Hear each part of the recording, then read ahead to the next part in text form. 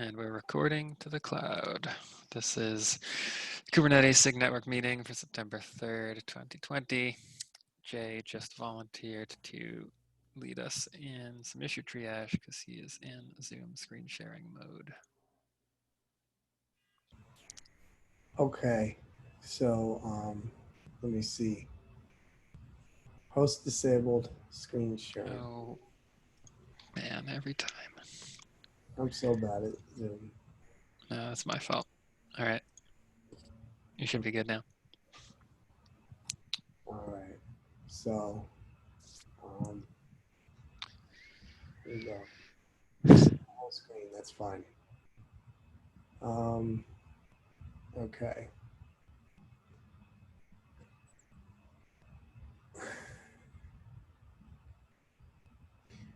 This is a new one. So I guess we'll just start with this because this is definitely new. You know what I'll do? I'll open this in a new window. Let's do something kind of fancy today. We'll have a little bit of fun over here. Okay.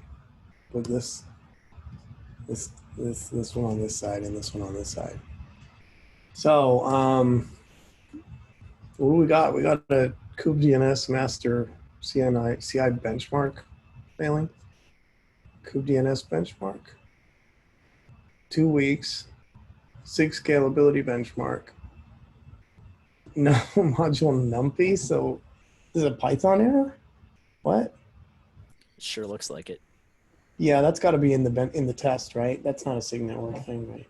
Somebody's using numpy to measure something. I don't know. Yeah, and I mean, if this is in scalability, but SIG scalability benchmarks, that's not our test. Okay, cool. Neither SIGNet's test nor seems Python related. Maybe numpy. And that latest file it's looking for that it's not finding, is that something that the test would be creating? I mean, it's complaining about a module missing, and it's also complaining about it can't find a file. Yeah, find a Based file. on my experience with CI, I'm guessing that the second error message comes from the code that is trying to gather the logs from the test run that is not dealing with the fact that the tests did not run. Yeah. Jay, you might also want to remove SIG network. I forget what the magic incantation is, but maybe it's remove -SIG space network. Yes, yep. and also remove the triage label. No, remove -SIG space network. Oh, okay. There are separate remove commands for dash between remove and SIG. SIG network from the face of the earth. We don't. It's all over. Okay, here we go. So that's good enough, right? Well, almost. Almost. All right. One more try. Yeah. One more go. Third time's a charm. Wait. Remove -SIG. Oh gosh. And wait, don't quit, don't. Okay. No. You also want to remove the triage flag. Okay. So which is remove triage unresolved, like it says up there. Is it dash or is it just? Yeah, the AthenaBot comment tells you what to type there. It's it the is same format. But don't remove it because it has to be triaged by the SIG scalability. I don't think other people are using. I mean, this was added by AthenaBot, so it's a. Is scalability on here? They're on here. Okay. Okay. Yeah, I think that triage label is just our thing, right? Okay. So do I remove it or not? Yes. Yes. Okay, I'm gonna do it. I did it. Okay. Thank you, Jay. Oh, okay. I feel like I accomplished something today. Here we go. Okay, hold on a second. What do we got here? Problem.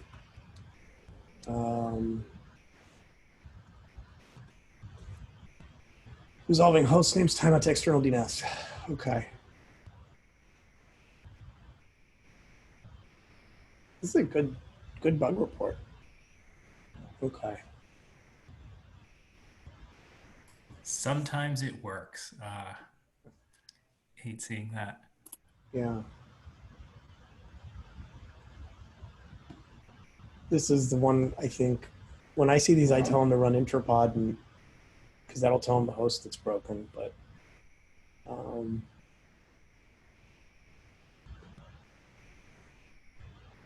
so Core DNS is flapping around. I mean, that's likely not a SIGNet thing. That's an endpoints dying thing. Let's see. Oh, people are already working on this. Who is this? Are these any of our people?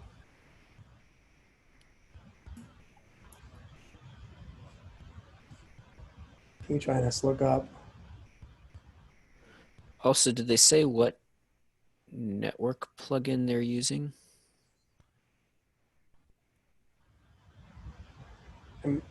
No, they didn't. Okay. I don't think so. Let's see. Let's search for Calico. No. I mean, right? I don't know. It's probably Calico. Oh, that's a burn. Panel. Old. Is it a, yeah. So I think we just need somebody to Yeah. read through what's here and ask some follow-up questions. Okay. Okay. And I do what do I do here? Remove. So don't remove the triage yet. Okay. Cool.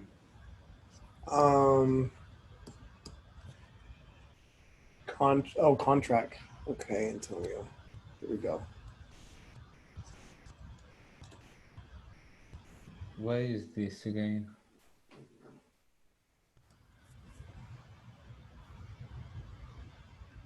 It had to be the bot, or why? Didn't this all get fixed?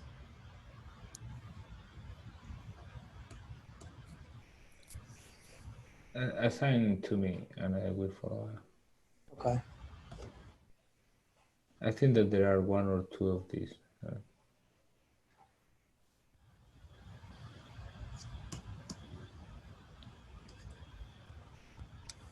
I assume this. Okay, coup proxy.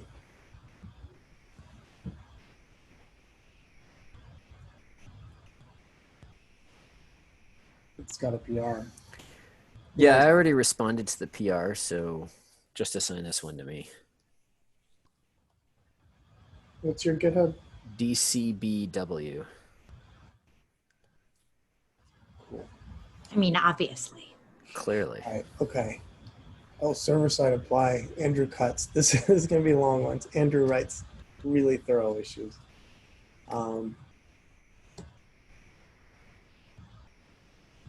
Cool. Okay. I'm sure This is, This.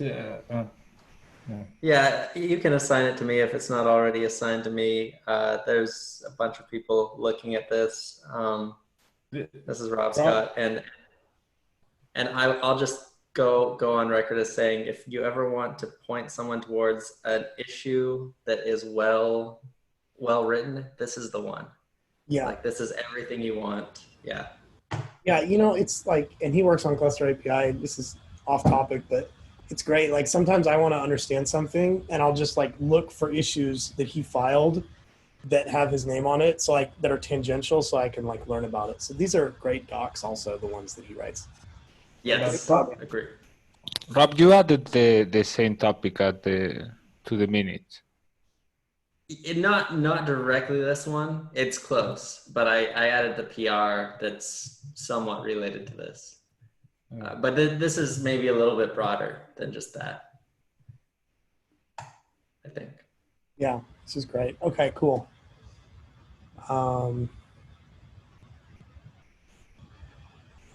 E2E kube proxy node detection, storage kube proxy listens on localhost.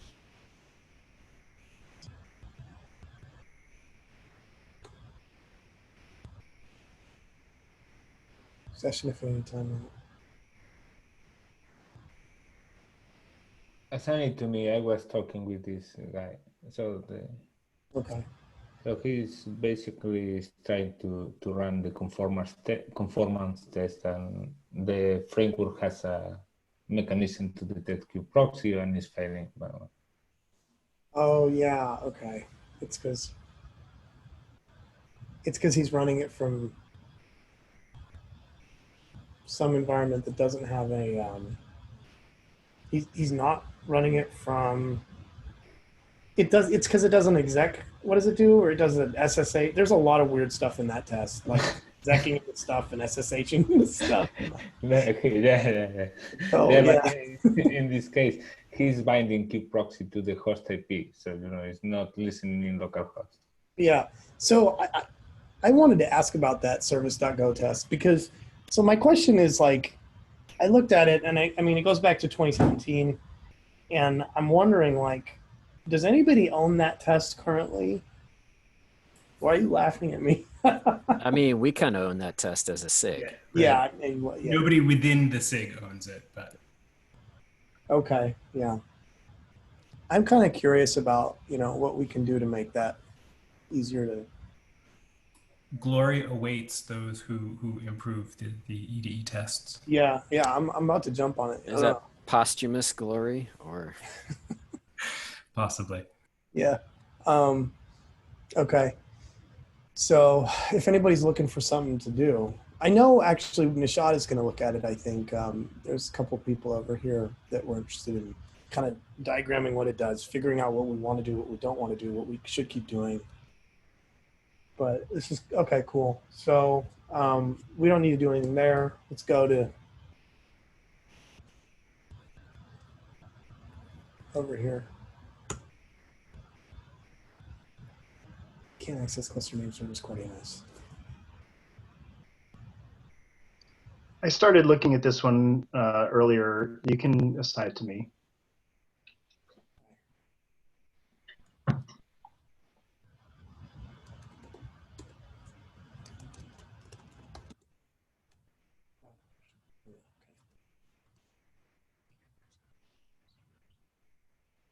How many of these are DNS? They're all DNS today. Okay. Oh, this external service. This is another services.go. Right.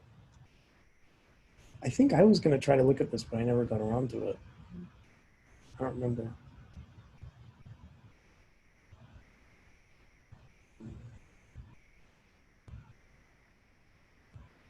Oh, this is oh yeah, I was going to look at this, but then I figured it was a Google one. So then I think there's one of these that probably it's a GCE. I thought it would be easier to reproduce on GCE because the test is failing, I assume, on GCE because it's an external load balancer scale test. So I don't know, but I don't know if anybody's assigned.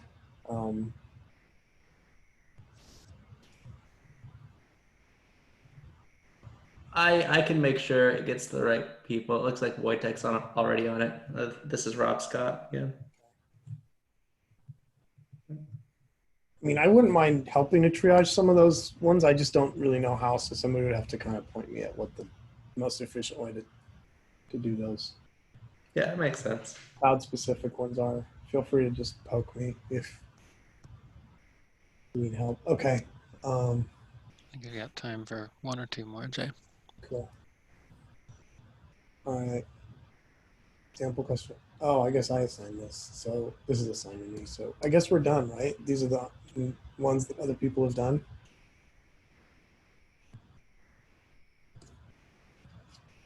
Yeah, this one, I've got that. Yeah, are these all the ones that are? Looks like there are a couple there that don't have assignees yet, and then we start getting into ones that we've already done. One where that doesn't have a face, right? Yeah, so 137. And we should also revisit ones that are assigned that are 2 cycles old, right? Yeah. Okay. I don't think we did that last time. That's Matt. I think this one is going to be closed pretty soon. How did I get tagged SIG Network? Yeah, I don't know. Humans, there's a set of ultra diligent folks who peruse all incoming issues and make their best guess as to which SIG it belongs to. And Okay. bless their heart, they mostly get it right. Well, Error since this one's on the 137 means it's seg faulted. So I think this Yep. is your container is broken. Sorry, 137 is 9. So that means it was SIG killed, not SIG faulted. Oh, yeah, so it was an ohm kill, right? So it was using up more memory than the C groups wanted it to, and then the CRI killed it, right, or whatever. Docker killed it, or Containerd or whatever, because it was noisy and everything. I mean, Either way, it's we could be nice and tell them to increase their requests. increase your request. Okay. Yeah, increase. That'd be the first place I'd start. Your memory. Give it a shot. Probably not network. Say increase your container memory requests as opposed to add more RAM to your server. Yeah.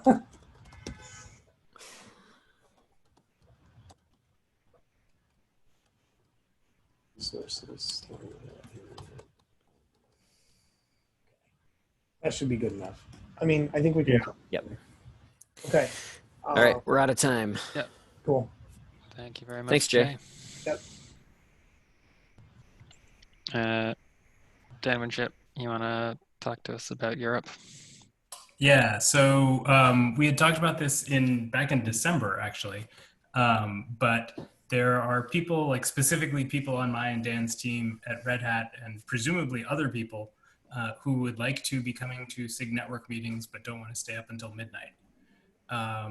When we talked about this in December, somebody said that there were other teams that were starting to experiment with doing alternating Europe-friendly and Asia-friendly time slots in alternating weeks or whatever. And we decided that we were going to see what was happening, wait for reports from them, see if it was working. I don't actually know what SIGs those were. So I don't know if it's working for them, but this came up in one of our internal team meetings a month ago. People were like, hey, why haven't they moved SIG Network yet? So some anecdotal experience for service APIs. We have been trying that. We have at least from the perspective of Pacific time, we have a morning meeting, and then the other week we have a end of day meeting, both Pacific time friendly, but at least usually that's enough to make it relatively friendly for Europe and relatively friendly for APAC. Alternating meetings, I'd say that's worked reasonably well. Unfortunately, it does mean that we're meeting every week, so it means that somebody can still make it to a meeting every other week. It may be tougher if it means that we're ruling out people from attending, more than once a month at a time. Yeah. But I'd say it's generally worked well for service APIs. I mean, once we lure them in, like they won't want to stop coming, even when it is inconvenient. Perfect.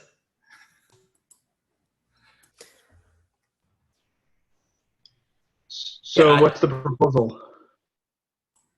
I mean, I'm East Coast time, so I'm kind of in the middle. But I mean, the 2 times of the services meeting are look good to me.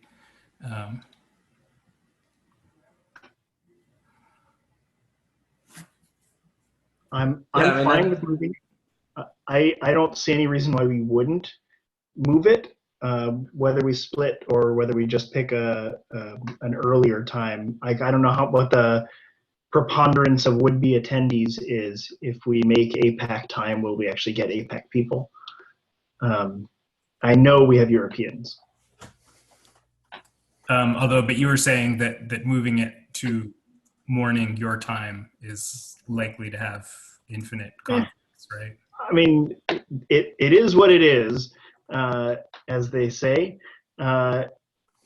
All SIG meetings are trending in the same direction. There's no globally optimal time, but it seems like everybody ends up with the same conversation. So we're going to end up at a morning time, and some of us will just have to pick which SIG meeting we're going to.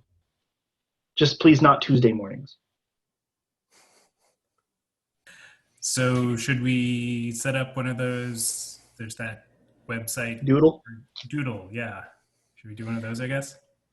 I mean, it's important to point out that like no time that we pick is going to be perfect for APAC. You know, even if we move it to like 8 a.m. Pacific, that's still like, I don't know, 11 o'clock at night in Beijing.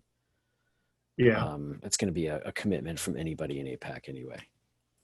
I mean, we could also put this out on the mailing list. I think I'm not sure if we did that last time. It may be that there aren't any APAC people who, you know. Yeah, that's a good question. Actually, I think that's a great idea, Dan. Why don't we, can you write something quick to the email list just so we can get a sense of the sort of body count in each major continental body count?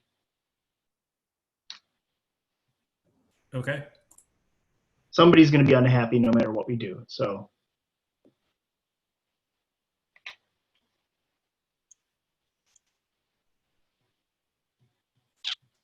Cool. Thanks, Dan, for reminding us about that and for getting that email out in advance. Jay, I think you're up next. Yeah, is there anything more important than mine? Is a config map thing that I was just confused about. I assume there might be some more important things because I know Tim mentioned he might want to talk about what features we're blocking and whatnot.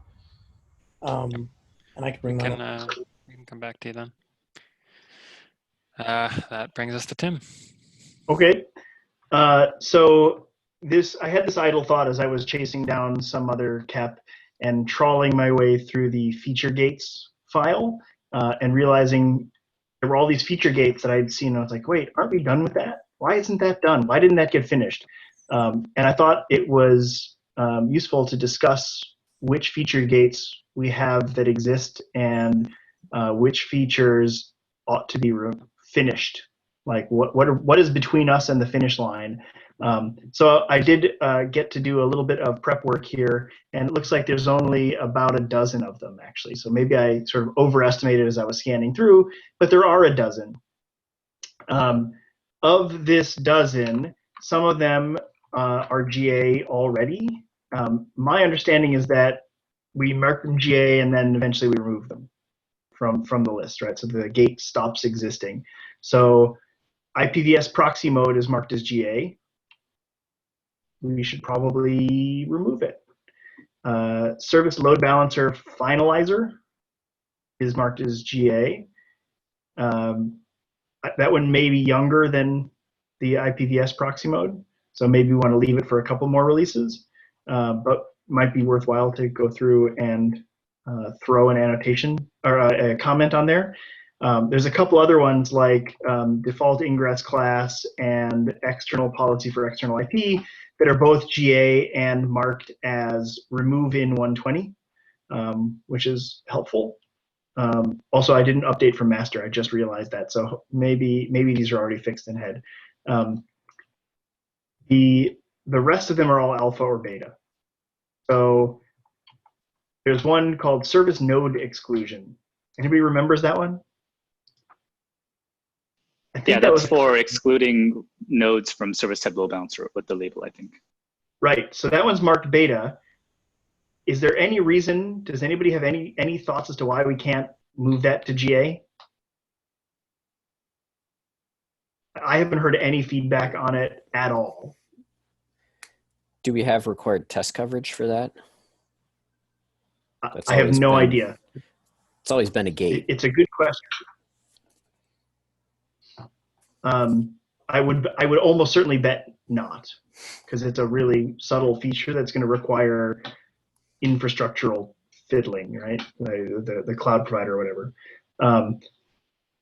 My goal is not, I guess, to assign people right now, but to maybe trigger the people whose fingerprints are near these things to go back and look at them. SCTP support. It's marked beta. Yep. What's preventing us from going GA?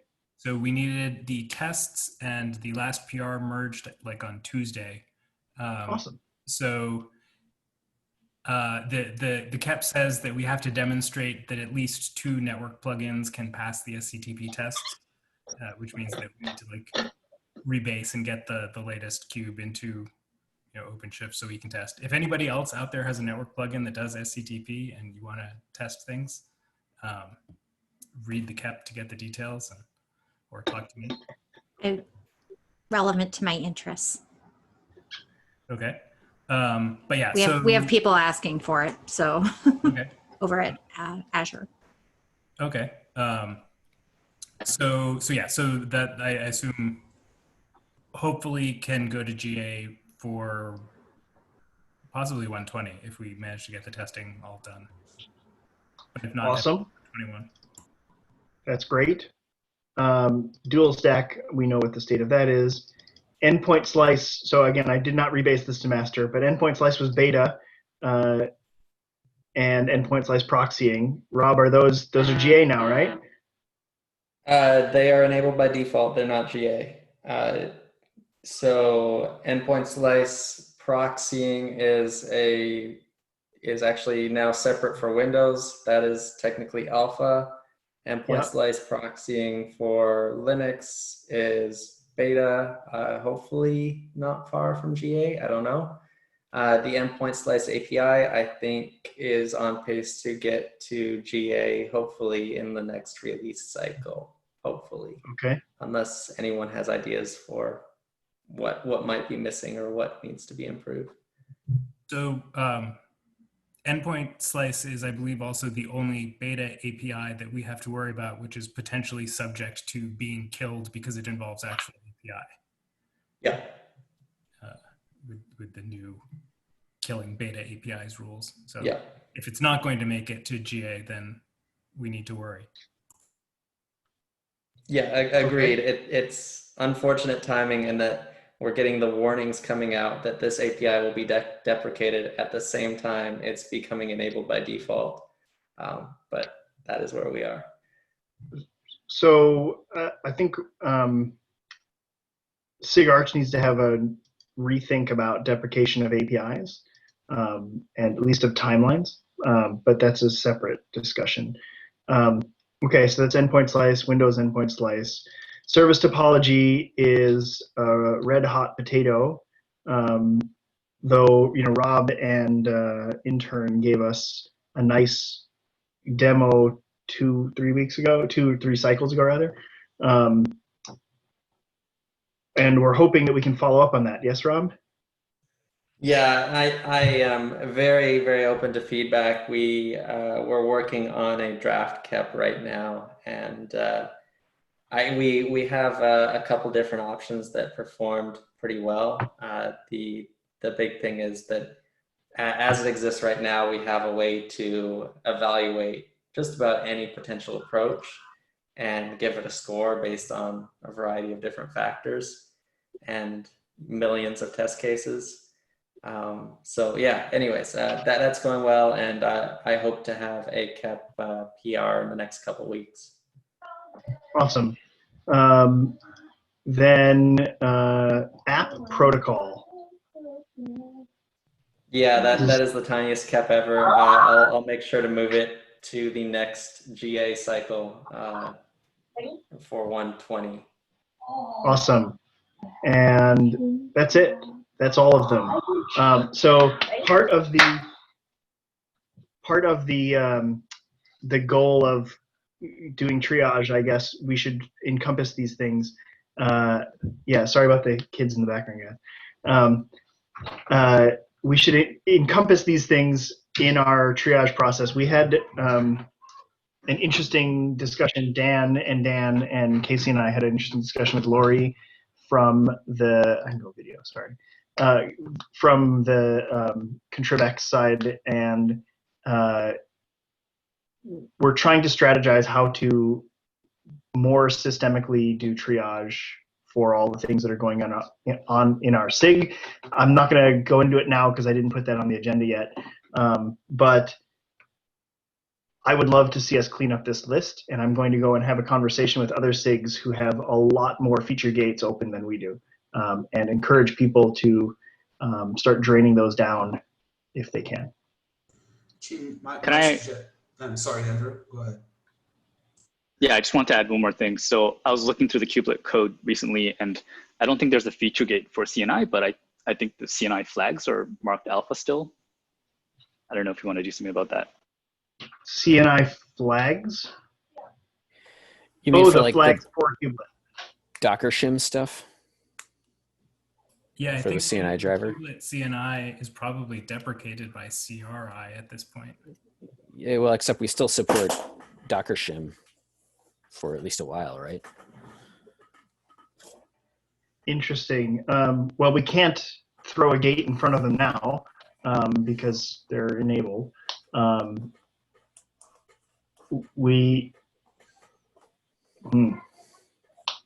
you file an issue? We should probably just stop calling them alpha. Yeah. Sure, yep.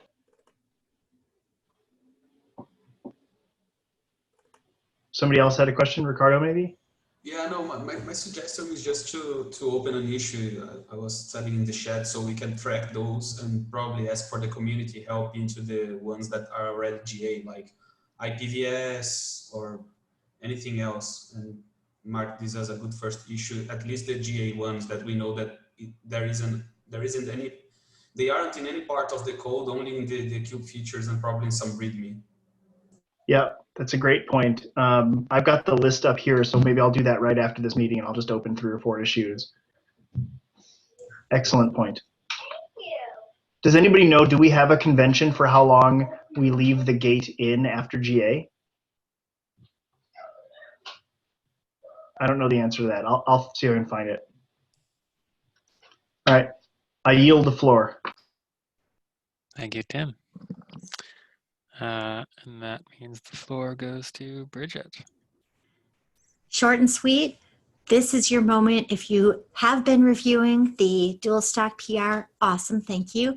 If you've been waiting for exactly the right moment to make an impact there, this is your moment because we'd really like to get that merged early in 120. Cal, what kind of stuff do you anticipate exciting-wise that people are going to see when they look in that PR and they go to review? Tim is unmuted because he's already looked at it a lot. But Cal, what have we got? I'll talk after Cal. You can go ahead. It's fine. I was just going to say Cal has done a wonderful job of isolating the changes into a series of reasonably self-contained commits. The API stuff, which is the most persnickety, is in the very first couple of commits. And the commits all after that are much more approachable and could definitely use the many eyeballs approach. Yeah, that's well said. Thank you. The only thing I want to raise is we have an open question really about defaulting on read. The classic example I have is for a cluster that's being upgraded, the new fields need to have values, right, according to the IPs assigned. And the problem with that is it's according to how the cluster is configured as well. And we also allow dirty data, meaning if somebody has, for some odd reason, a service that has IPv6 on a cluster that's IPv4, we need to say, okay, this service is IPv6 family, although the cluster is IPv4. We have been going back and forth with Jordan from API Machinery. We have a separate commit for a hook.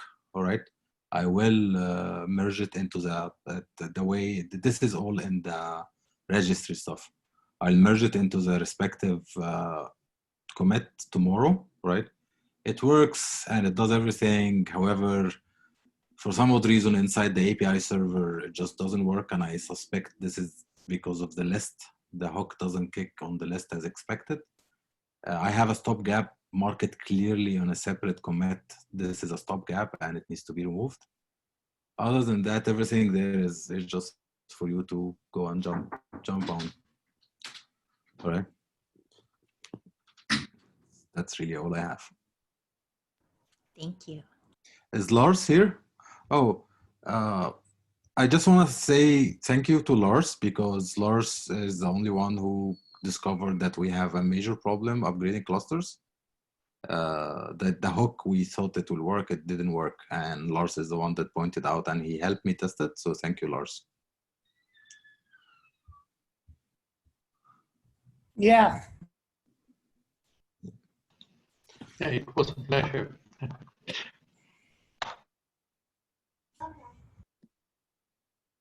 Sorry, when I unmuted to yell at my kids as opposed to mute, which is what you normally would do, right? Okay, so I think I that, thought you were yelling at me, man. Like I did a bad job. Well, I was kind of yelling at both of you at the same time. oh. So TLDR, the next few weeks are critical to get this in. I yield my time. Should we just call it? Should we do a pair? Could we do a pair review like over a Zoom session or something to be more efficient about it? We can do that if you want. The thing is, I'm off starting 8th to 18th. Okay. So I am in a state of a brain mush right now. So we can do that after I get back. You said, And I'm sorry, Dan, go ahead. sorry, you said 8th to the 14th. Is that right, Cal? 8th, 18th. 8 to 1/8. Ah, okay. All right. But that doesn't mean wait until the 18th to look at things. It means look at everything and get all your PRs, comments and line edits and everything in the next couple of weeks, because then we can hopefully get it all merged after he gets back from vacation. I mean, if we get all the comments in next week, then Cal can fix it on his second week of vacation. Okay. No, do not burn Cal out. No. I just want to say that this PR scares me more than usual. So please help looking at it. All right. And we've done some scary stuff before. This is even more scary. All right. So, okay. And anybody who feels particularly adventuresome, the API related commits, the biggest problem that we've run into over and over again is weird corner cases across upgrades or pre-existing data that we didn't handle cleanly. I feel like we're pretty close to having most of it pinned down, but more eyeballs is always better if you want to trawl through the API.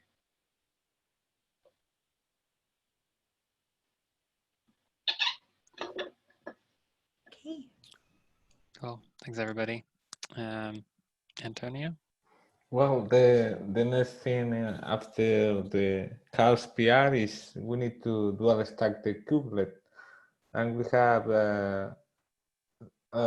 kept from Dan Winship and a pull request for adding dual stack AP tables, and we were talking during the dual stack cap about the props, and I was discussing with Dan.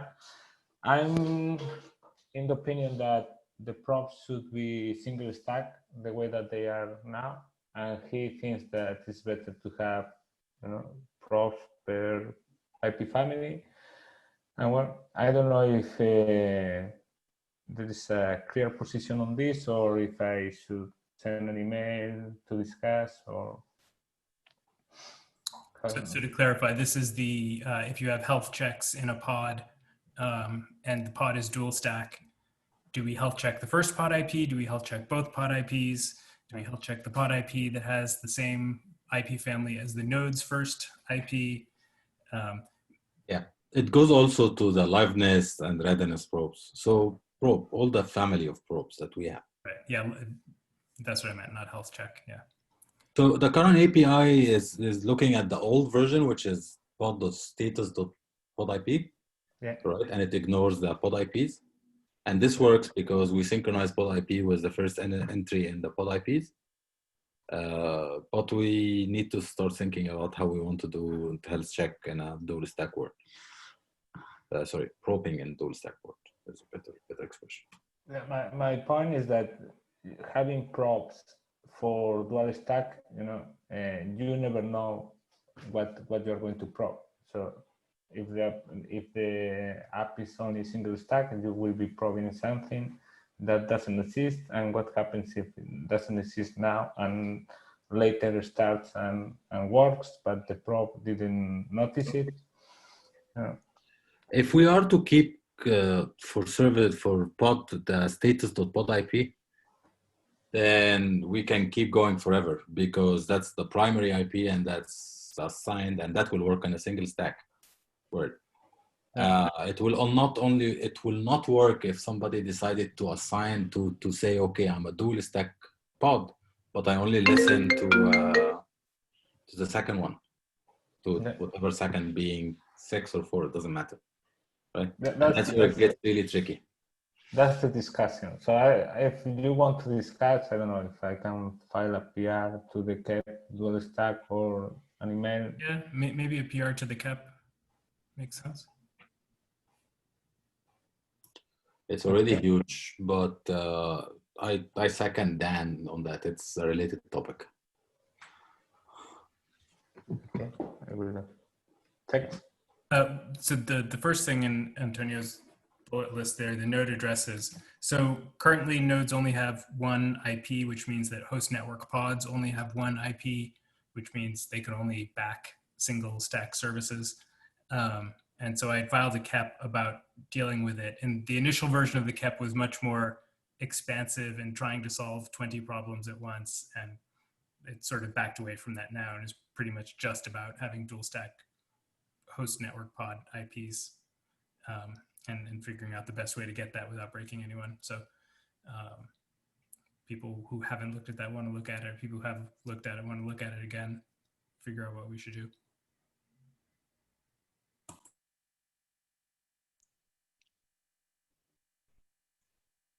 I agree. I just don't have any ideas on how I should approach that right now. That's we can think about that, but I don't have, on top of my head, I don't have an idea on this. We need to think about it. At least I do need to think about it. Dan, do you want to throw a link to that one in the notes? Think, yeah, it's there. It's the node addresses. Oh yeah, okay. Dual stack thing. Yeah. Cool. In that case, is HBAG-D here? Just to add to the plate of things that will drag after dual stack policies, also will require some look if we are to do policies. All right. Right now, policies uses, as far as I know, it uses pod names and selectors and stuff like that. So it doesn't really care about IPs, but the enforcement of them, is it really looking at the IPs of the pods or the services? So that's another topic. The ingress, thankfully, is already designed with multiple IPs, so we're fine, right?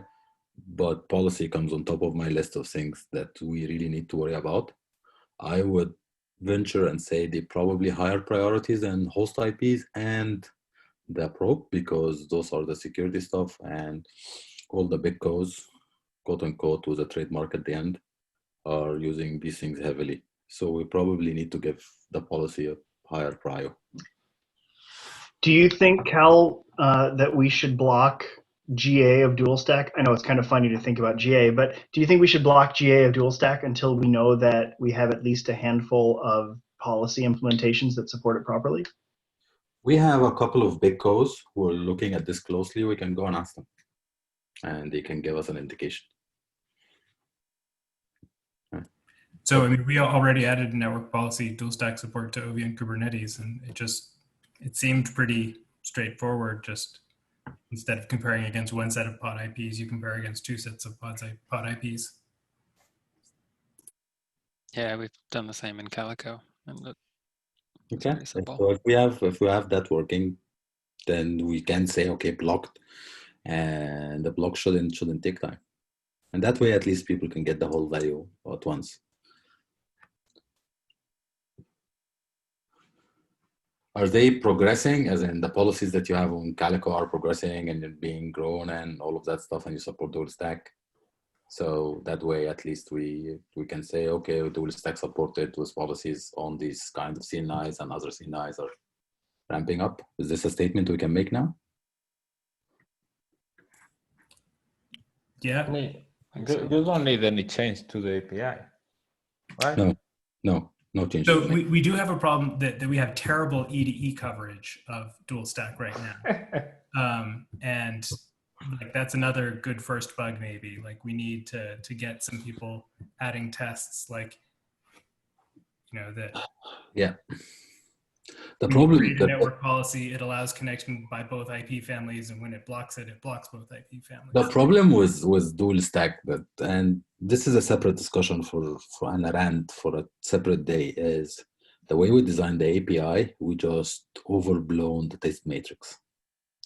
Single stack, dual stack, 4.6, dual stack 6.4, and then on a single stack cluster, on a dual stack 4.6, and a dual stack 6.4, and then you have externally a headless also selector. So and then all of that, you have to think about endpoint and endpoint slices if you are doing connectivity and data path.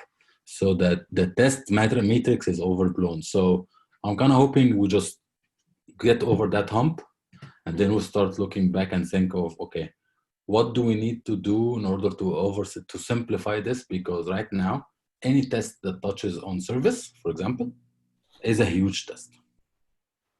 It's by definition big, not because of anything other than the data, the dictionary of tests that you need to have over the vectors of cluster configurations and yada yada. So these things just when you think about dual stackness, think about these things as well. It's like a forcing function for more declarative, like kind of fixture-based E2Es. I know people have talked about it, but maybe this is the point where we actually have to build those because we can't survive without them anymore. Yeah.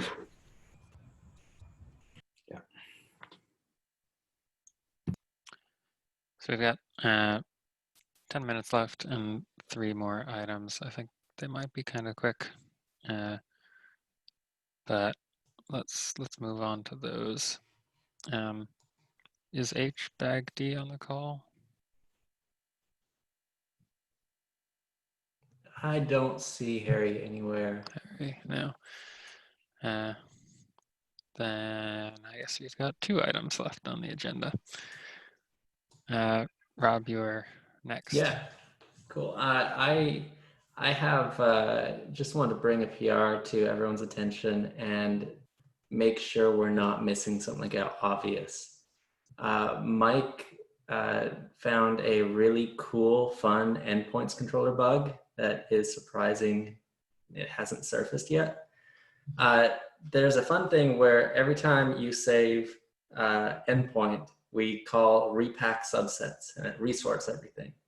And then every time the endpoints controller syncs, it also calls repack subsets and compares the repacked subsets version with whatever's stored to see if there's any difference. What's happening is those 2 repack subset calls are actually different functions, and in some cases they sort things differently. So you actually end up getting into this vicious cycle of endpoints controller thinks it's sorting things one way, it saves it, and by the time it gets to storage strategy, resorts, saves it a different way, all the way through. It's not pretty. This has existed for 4 or 5 years now. It's not a new thing, but we're trying to understand if we actually need that sorting inside the storage strategy. Like it seems bizarre that when we save something, we would then go ahead and sort before we store. So the fix that's being proposed is we can just remove that, tests continue to pass, things seem like they're working, but it feels pretty scary to remove this key component that has existed for 5 years, however long it is. Are there really 2 functions? That I remember writing that function, so blame me. And it's a beast of a function, if I recall. But I don't remember writing it twice. Okay, so I may have gotten it slightly wrong. I think it may be the same function, but or very similar. But one of the key differences is one is using internal API types, and the other is using V1 API types. And the sorting between those, it can vary. Jordan, Jordan explains it in the thread. I think that is the Yeah, I've got the bug open, but I haven't dug deep on it. Rob, my feeling is, I think, in line with what you said. Maybe, despite best intentions, sorting it internally is not a good idea. I don't think we have any other places where we take user input and then mutate it in a significant way and then save it. Right? Put another way, like if a user writes in something pathological and they read it back and it's now canonical, like, isn't that surprising to an end user? I would suggest that maybe removing it is the right thing to do. Yeah, that's where everyone was leaning. We just wanted to bring it to a broader. It hadn't had that many networking people looking at it, so I wanted to make sure the whole community was aware of this and couldn't think of a compelling reason not to make this change. But yeah, that's helpful feedback. Thank you. I will look at it. I've got it open. I can't think of a compelling reason not to make a change like that. In fact, it's crossed my mind even recently for other reasons, and I thought, kind of wish I hadn't done that. Perfect, thanks. Thanks, Rob. Jay, I think that brings us back to you. Oh yeah, so I'm just curious about, I know there's this issue of reloading stuff on config map changes, and I'm just curious, like, what the goal is there. Like, do we want to even worry about doing that for kubeproxy, or is that someone else's problem? Or because who would that someone else be, though, given that we kind of own kubeproxy? Yeah, that's why it was confusing to me, because it's like, well, so I guess Tim is so Tim, you were, I think, the last person, you and Antonio, I think. There's the broad issue for folks that don't know is that kubeproxy doesn't hot reload. The reason it doesn't hot reload is because of something in the notify wrapper thing that we rely on that I guess doesn't send the right signals out when the config map changes the file. And I think someone made a hotfix for it inside of kubeproxy, but then I think we started talking about how maybe this should be more generic, and then nobody did anything after we decided it would be more generic or something like that. So the question is, do we care enough about it to make kubeproxy just do this, or do we want to wait for a more generic fix that would, figure out what needs to be done with the notifier thing and all that? I think that there are two things there. One is what Tim explained in the PR. I remember one guy from China was trying to change that. One is the way that the config map mounts the config file, and other is the problem that the kubeproxy is not watching for sync things or something like that. I mean, both are related, but are different. One is that kubeproxy, if it's not running in a config map, is not watching for changes in the file. And if you're running in the same folder or something like that, is detecting these changes. So I think that's a bit weird. The other thing is the config map and how the file is mounted. But Tim, you added a good explanation. You explored something with the FS notifier and all these things. I am trying to remember the details of what the issues were. I mean, FS Notify has several corner cases that have to be handled. The question I have here, I guess, is how much, like, do we really need this? Do we really want this? Config map updates are interesting and powerful. They're also really kind of scary because they're not rate limited. They're not rollbackable in an obvious way. Like within GKE, we don't use a config map to configure kubeproxy. And we don't do that because the config of kubeproxy is more tightly managed.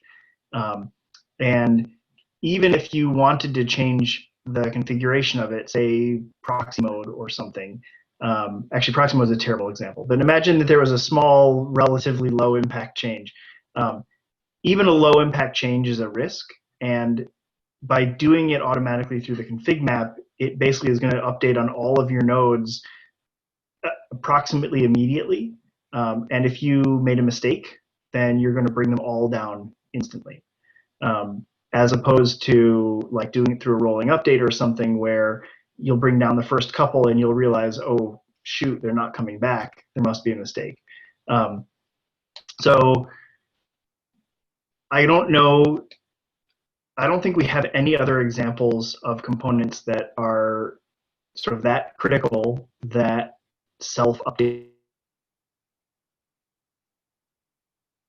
their config. So I guess my question is this worth fixing, or should we actually take it out and or document it as we really recommend you don't do this? Did anyone else have Tim cut out just as he said that critical? And then it came back and you said that you wanted to, should we do this? Can you finish right after? Sorry. Is anything that critical, ... Yes. Do we have any other components that are that critical to the running of the system that self-update based on config map? Like so I know none kubelet. of the So I know kubelet has like dynamic kubelet config, but I know they're trying to deprecate that for the same reasons you mentioned. Generally So speaking, maybe we should just like get together and say, this is not something that we're going to support in core components. I really don't think we should anyway. Like dynamic configuration leaves the system at a state. People fat finger configs and all of that. It's nice and it's sexy to demo, but in reality, in ops, it just doesn't work well unless you have like rolling updates and stuff like that.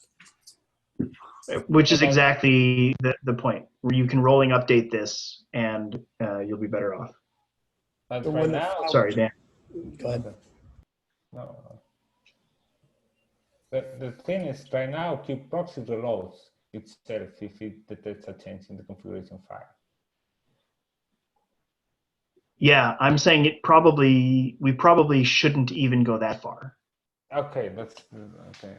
That was why this guy opened the PR. He wanted to reload always, and not only in some cases. So just say to remove the whole. Well, this is the trick now. Since we've done some things in the past, removing it becomes more difficult, right? So if we want to get rid of it, we'll need to think about a strategy for changing that. And clearly, since somebody tripped over it, they're trying to use it. And so we need to convince them that it's really not better. What is our recommended solution, though? Is it like always use a daemon set or something? For people who are running a kubeproxy as a daemon set, I would say create a new config map, start a new daemon set, or update your daemon set to use the new config map, and let the daemon set controller do its rolling update. Right.